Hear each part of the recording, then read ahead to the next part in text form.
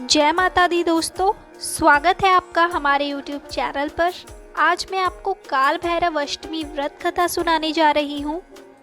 कथा सुनने से पहले आइए जानते हैं इसके महत्व के बारे में। भगवान शिव के रौद्र रूप काल भैरव की उपासना से भय और अवसाद का नाश होता है। भक्तों को अदम्य साहस मिलता है। मान्यता के अनुसार शनि और राहु की बाधाओं से मुक्ति के लिए भैरव की पूजा अचूक होती है।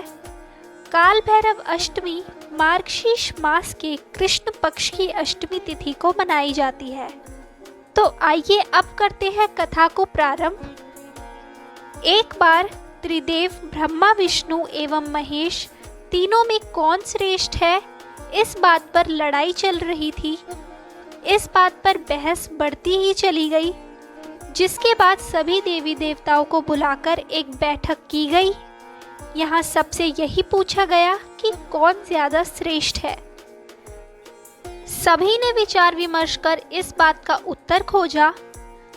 जिस बात का समर्थन शिव एवं विष्णु ने तो किया, लेकिन तभी ब्रह्मा जी ने भगवान शिव को अपशब्द बोल दिया, जिससे भगवान शिव बहुत क्रोधित हुए तथा उनके शरीर से छाया के रूप में काल भैरव की उत्पत्ति हुई।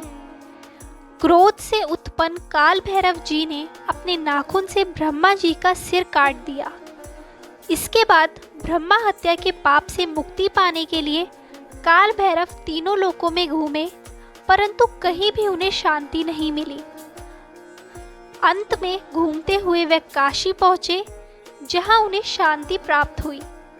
वहां एक भविष्यवाणी हुई, जिसमें भैरव बाबा को काशी का कोतवाल बनाया गया तथा वहां रहकर लोगों को उनके पापों से मुक्ति दिलाने के लिए वहां बसने को कहा गया। वह शिव पुराण के अनुसार मार्गशीर्ष मास के कृष्ण पक्ष की अष्टमी को दोपहर में भगवान शंकर के अंश से भैरव की उत्पत्ति हुई। इसीलिए इस तिथि को काल भैरव अष्टमी या भैरवाष्टमी के नाम से जाना जाता है।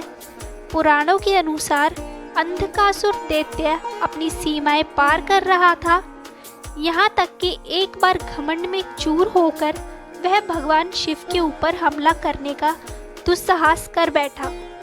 तब उसके संहार के लिए शिव के खून से भैरव की उत्पत्ति हुई। अब मैं आपको बताऊंगी काल भैरव अष्टमी की पूजा विधि के बारे में। काल भैरव अष्टमी के दिन प्रातः सुबह जल्दी उठकर स्नान करने के बाद स्वच्छ वस्त्र धारण करें तथा व्रत का संकल्प लें। इस दिन शाम के समय किसी मंदिर में जाकर भगवान भैरव की प्रतिमा के सामने चौमुखा दीपक जलाएं। कहा जाता है कि काल भैरव भगवान का पूजन रात्रि के समय करना चाहिए, तो आप रात्रि के समय पूजन शुरू करें। भगवान को फूल, पान, इमरती, जलेबी, उड़द, नारियल आदि चीज़ें अर्पित करें। इसके उपरांत भगवान के सामने आसन पर बैठकर काल भैरव अष्टकम तथा चालीसा का पाठ करें। पूजन पूर्ण होने के बाद आरती अवश्य करें तथा इस पूजा के दौरान हुई गलतियों की क्षमा मांगे।